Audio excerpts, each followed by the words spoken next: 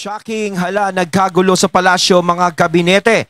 Takot kay VP Sara, nag-resign, paalam PBBM. Ayan, syempre itong balitang ating matutunghayan ngayon ay nagmula kay Banat Kabayan TV. At ito po ang inyong lingkod na si BT na magbibigay ng reaksyon at komento dito sa video na ating matutunghayan ngayon. At huwag na natin pagtagalin at sabay-sabay na natin panoorin ang laman ng video na hatid sa atin ni Banat Kabayan TV at bibigyan natin ng reaksyon ang balitang ito. Pasok! Katulad dito ni Bongbong Marcos, instead of isa-isa yan, na-i-evaluate ko at tanggalin ko yung walang kwenta, maiwan dyan yung matitino. Ayun! Bago natin simulan ng video ito, nais ko nga pala magbigay ng credits dito sa video na matutunghayan natin ngayon at bibigyan ng reaksyon itong boses din. Walang iba kundi si Boss Dada. Ayan, syempre suportahan natin yan si Boss Dada mga katunay. Bisitahin nyo rin ang kanyang YouTube channel at syempre sa social media platforms, di ba? Suportahan natin yan. At syempre panoorin din natin yan sa SMNI. Yan, napapanood ganyan sila Boss Dada, no? Sa SMNI. Pagpatuloy natin. Pucha, generalize niya na lang. Dahil tamad talaga siya eh. Tanggalin na lahat. Or hindi. Hindi tanggalin eh. Mag-resign. Mag-resign. Because kung tatanggalin natin, okay, tingnan mo si Arnel Ignacio, dahil ano siya, si Arnel Ignacio dahil Duterte supporter at Duterte ang dugo niyan, tinanggal nila. Kaya nilang tanggalin pag Duterte. Pero pag mga kalahi nila, hindi nila kayang tanggalin yan. Courtesy resignation kayong lahat. Ngayon nag-resign si Rimulya. Si John Vic Rimulya nag-resign ngayon, si Win Gatchalian. Si Gatchalian ng DSWD, nag-courtesy resignation na din. Yan nga, nababalitaan natin, no? Parang pinagre-resign na kung sino yung dapat mag-resign. No, nakita ko nga sa Facebook niyan eh. No, parang sila sabi nung iba, aba, na, kumikilos na si ganyan. Pinagre-resign na yung mga dapat mag-resign. Kasi sinasabi naman iba sa comment, kailangan naman talaga silang mag-resign, bahala sila sa buhay nila. Dapat lang, parang gano'n. Ay, nako. Kaso nga lang, syempre, parang sinasabi nga ni Boss Dada, parang bakit hindi mo marektang tatanggalin kita? Di ba? Mas maganda siguro kung ganun ipakita mo eh. Kung medyo may hindi talaga maganda na nagiging resulta doon sa tao mo, mas maganda ipakita mo siya talaga, tanggalin mo siya. Di ba? Para mas lalong maraming bumilib. Kaso nga lang, ang nangyari, parang ayoko kayong masaktan. Di ba? Ayoko kayong masaktan. Para mga ganyan. Di ba? Ayoko masaktan yung mga yan, kaya kailangan sila na bahala na lumayo. Parang gano'n, sila na bahalang umalis. Katarantaduhan yung mga ganong klaseng katarantaduhan yung mga ganong klaseng paniniwala. No? Kalokohan nyo. Kasi kung talagang hindi na maganda yung ginagawa nila sa'yo, ikaw na mismo magpapaalis. Di ba? Ikaw mismo magsasabi. Pag hindi mo kayang sabihin, ibig sabihin nun, may something. Di ba? Ganun yan. Kaya, dapat dinerecho na lang. Di ba? Dapat dinerecho na lang. Hindi na yung mag-resign kayo kung gusto nyo mag-resign. Bahala kayo. Di ba?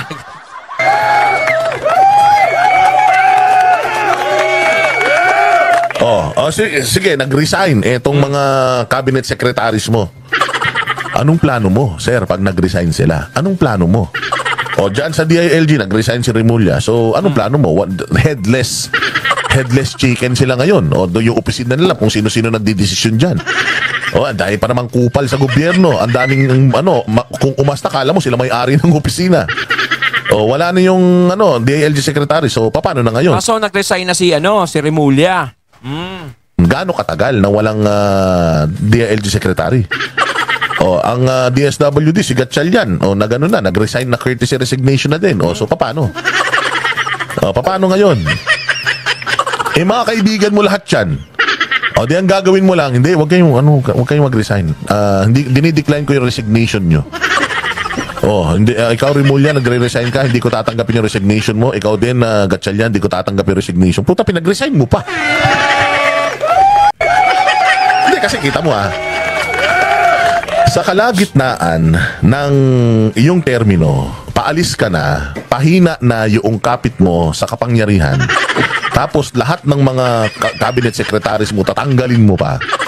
So, paano ka na? Kung noong nandiyan yung may mga ulo, yung mga opisina na yan, kabalbalan ang nangyari sa bayang Pilipinas, nagsi-resign lahat yan. So, paano mo, papalitan mo? Meron ka na ba naka-line up ng mga, ng mga tawag dito, ng mga replacement ng mga yan? pucha yan. Wala. Wala. This is all lip service. Para So, sa ibig sabihin, kapag nag-alisan sila tapos wala silang kapalit, mababakante yung mga posisyon na yun. Di ba? Mababakante yung mga posisyon na yun. Kailangan talaga, meron talaga mga kapalit yan. Ngayon, kung meron mang mga kapalit o magkakaroon ng kapalit yung mga yan, sino kaya? Di ba? Di kaya ang pumalit, baka mamaya mas malala pa. No? Pero kung mabuti naman yung papalit, mas maganda. Di ba? Para makabawi-bawi ng konti yung administrasyon sa mga nangyayari sa kanila. Kasi parang ang nangyayari kasi, yung tadhana, parang hindi nakaano sa kanila eh. Hindi nakapabor. Di ba? Hindi nakapabor sa kanila. Kalimitan kasi kapag ang oposisyon tsaka administrasyon, pag magkalaban yan, madalas na nananalo ang administrasyon natatalo yung oposisyon. Kaso parang ang nangyayari, mas lumalakas yung oposisyon kaysa administrasyon. Ay. akin ako, nagre-react lang ako. This is all lip service. Nag-resign lahat ng mga cabinet secretaries. Anong mangyayari? Ikaw ang mag-aasikaso? Oo, bali mapupunta sa kanya lahat yun.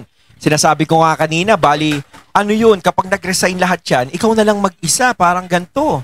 Kasi mababakante yung mga pwesto na yan eh. Kaya kailangan, kung may mga magre-resign, kumari, naghamon ka ng ganyan, o mag-resign na lang kayo, kaysa tanggalin ko pa kayo, parang ganun. No? Kailangan, meron ka na nakahandang kapalit niyan. Hindi pa pwedeng mabakante yan. Kasi kung mabakante yung posisyon na yan, sabi nga ni Boss Dada, sino ang gagawa niyan? Di ba?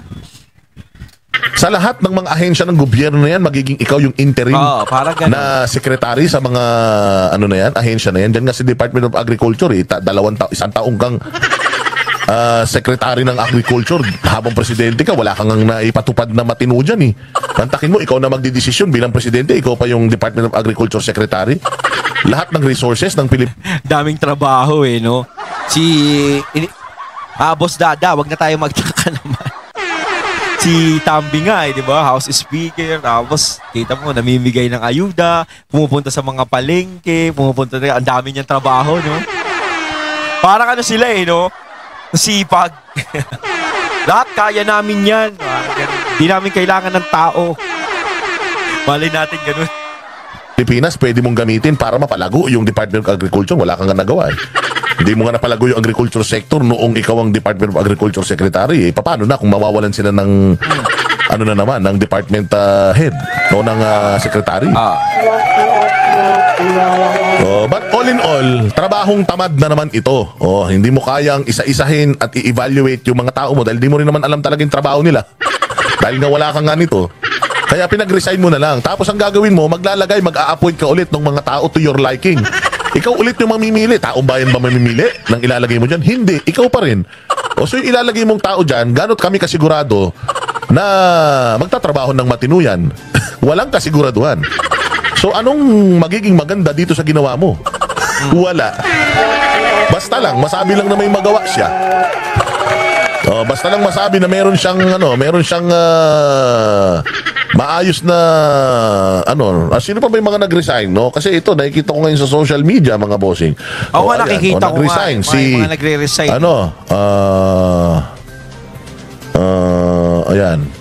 Nag-resign si Ralph Recto. Ayan, Ralph Recto nag-resign na. Sino pa? Ang mga nag-resign. Ba't kasi hindi na lang ikaw mag-resign? Utakinan yan. Pinahihirapan pa natin Pilipinas buong-buong eh. Puta, gusto mo maging maayos Pilipinas, mag-resign ka. Sigurado ako, puta, na maayos ang Pilipinas. Kahit wag na si Inday ipalit. Si Leni Robredo na ipalit para putangin na sa kasiyahan ng mga puso nyo. Ito si Rex Gatchalian.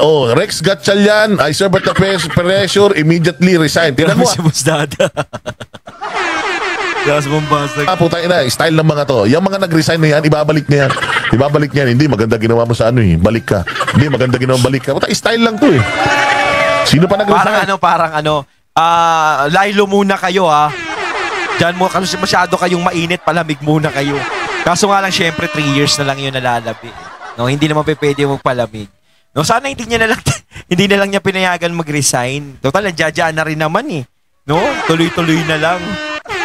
Pero yung iba, syempre, iba natutuwa na nag-resign sila, ganyan. 'Di ba? Pero para sa akin, tinuloy-tuloy nyo na lang sana para, pag pumalis si VP Sara, isang buhat na lang. Si Vince Dizon. Nag-resign na din dyan. Kala ko si Vince Hison eh. Nakakilala niyo ba yun mga katunay si Vince Hison? Yung yung player ng Hinebra. Diba? Hinebra ba yun mga katunay? Yan ang alam matinumong sekretary. Puta na, nag-resign pa. O nag-resign na si Vince Dizon.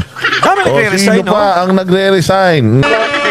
Ito dapat mag-resign talaga to. Si Cristina Prasco. Willing to file. Gaga, mag-resign ka nung willing to file. Puta nila. Hindi namin kailangan yung willingness mo to file resignation. Mag-resign ka. Ano pa yung mga nakikita natin dito? Sino pa yung mga nag-resign? Sino pa? Nagsusunod-sunod yung nagre-resign, no? Ano kaya yung ba't sila nagre-resign? No? Parang ano ba? Play safe ba? O talagang napagalitan sila? O talagang pinagbibitaw talaga sila? MMDA chairman na si Romando Artes. Hindi ko kilala tong MMDA chairman na to. Wala naman ginagawa rin to. Hindi masyado naging matunog kayo ng MMDA chairman. Di ba kalimitan no, yung mga nababalitaan, mga MMDA chairman is talagang nagva-viral sila, no? Lagi silang napapanood. Pero ngayon hindi matunog. No, never heard siya. Magre-resign na din daw siya. Para si Boss Dada, kulang na lang sabihin ni Boss Dada, sige, mag-resign kayo, hindi kayo kawalan. Si Emma Sinclair, pinag-resign yan eh. Pinarinig siya ni Bongbong lahat na nasa cabinet niya, kunyari Overhaul, kunyari New Start, Bongbong, hindi sila ang dapat umalis, ikaw. Nabasa ko lang kay Coco Locoy. Loko-loko to si Coco Locoy eh. Ayan, si Secretary Rimulya resigned. Si Auntie Claire. Ay, Claire, wag kang feeling secretary. Wag kang aalis, diyan ka lang. Putang ina, wala kaming laruan pag umalis ka. Diyan ka lang, Claire. Claire Castro, wag kang aalis. Ayaw pa alisin eh. Sino pa? Si DSWD. Wala pa. So far, yun pa lang. Yun sa Department of Agriculture, yung kaibigan nito. Hindi pa ba nagre-resign? Wala pa, hindi pa nagre-resign. But anyways, may mga ilan-ilan na. Ito si DBM Secretary. Yan, si Pangandaman. Ito. Isa rin to. Yan, magre-resign na din. Sige. Sunod-sunod eh, no?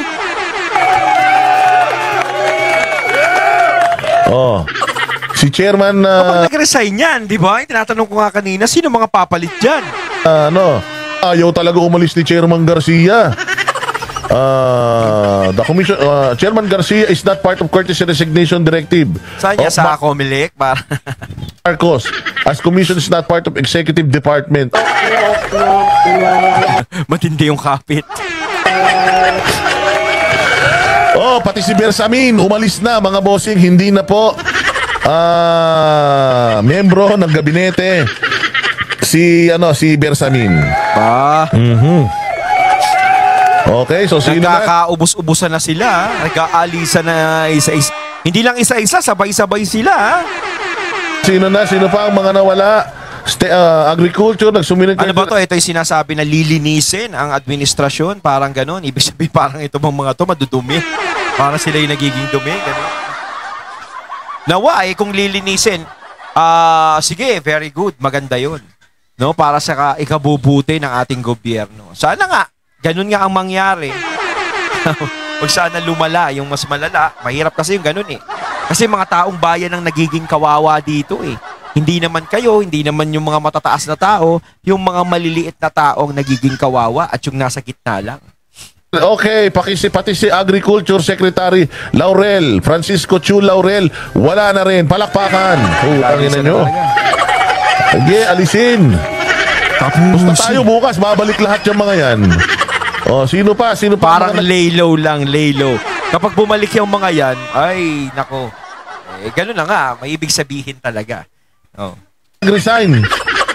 Walang hiya na yan. Saan ka naman makakita kasi meron tayong 62% ng FDI, foreign direct investment, bumaba 62%. 62, more than half mga bossing, yung mga investors galing sa ibang bansa, nagsisilayasan na. Ayan, nakalagay dito, 62% FDI plunge. Bumagsak ang ating foreign direct investors or foreign direct investment.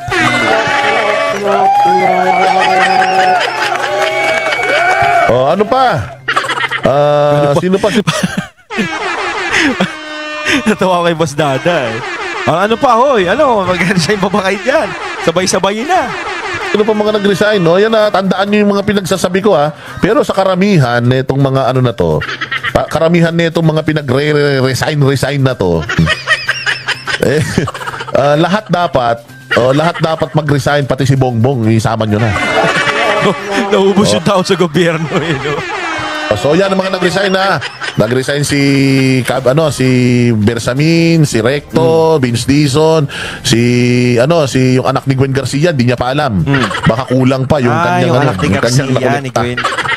Sino pa ang mga nag-resign? Si DSWD, DILG. Nag-resign na din. Very good. Ayun, natating nato ngayon ng video na nagmula kay Banat Kabayan TV. At syempre natunghayan natin ang video na yun ng boses na yun na binigyan natin ng reaksyon. Walang iba kundi si Boss Dada. Comment lang po kayo sa comment box. So once again, I'm BT and I'm out. Peace.